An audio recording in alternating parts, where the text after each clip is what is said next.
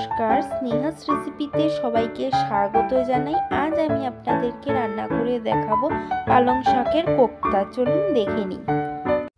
তার জন্য পালংগুলোকে আগে ধুয়ে পরিষ্কার করে নিয়েছি, তারপর দুদিক থেকে এভাবে কেটে এখন কুচি কুচি করে কেটে নেব।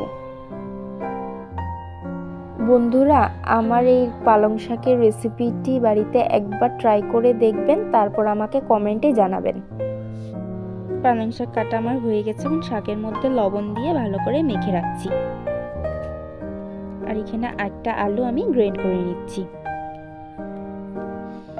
পালকের থেকে কিছু আমি রেখে দিয়েছিলাম আধ ঘন্টা মতন, তাই জল বেরোতে শুরু করে দিয়েছে। এখন চিপে চিপে আমি পাতাগুলো নিচ্ছি। তারপর পাতাগুলোর মধ্যে এখন আমি মুগ ডাল বাটা দিচ্ছি। আপনারা চাইলে মসুর ডাল বাটাও দিতে পারেন। আর গ্রেট করে রাখা আলুটাও আমি দিয়েছি। আর হাফ টিস্পুন হলুদ গুঁড়ো, হাফ টিস্পুন লঙ্কা গুঁড়ো, হাফ টিস্পুন জিরে গুঁড়ো দিয়ে মেখে নিচ্ছি।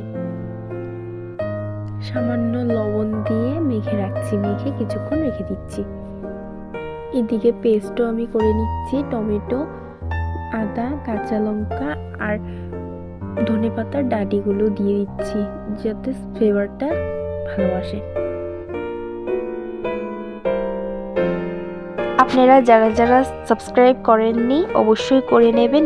আমার নিত্য নতুন ভিডিওগুলো সবার আগে আপনারা পাবেন। তারপর এখানে 4 টিস্পুন মতন সর্ষের তেল দিয়েছি। সর্ষের তেলটা গরম হওয়ার পর বড়াগুলো ভেজে নিচ্ছি।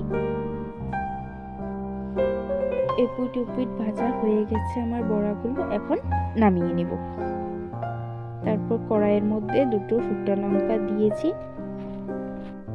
তারপর দুটো দারচিনি আর 3টে এলাইচি আর দুটো তেজপাতা দেওয়ার পর ওই পেস্টটা যেটা করে রেখেছিলাম ওই পেস্টটা দিয়ে দিয়েছি। দেওয়ার পর আমি এখানে হাফ টিস্পুন হলুদ গুঁড়ো দিয়েছি, তারপর হাফ টিস্পুন লঙ্কা গুঁড়ো, হাফ টিস্পুন জিরে গুঁড়ো, হাফ টিস্পুন ধনে গুঁড়ো দিয়ে মিশিয়ে নিচ্ছি।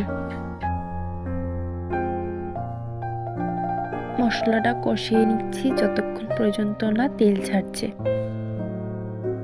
মশলার থেকে তেল ছাড়তে শুরু করে দিয়েছে। এখন 1 কাপ মতন জল আমি দিচ্ছি আর স্বাদ অনুযায়ী লবণ দিয়ে ফুটিয়ে নেব ঝোলটাকে।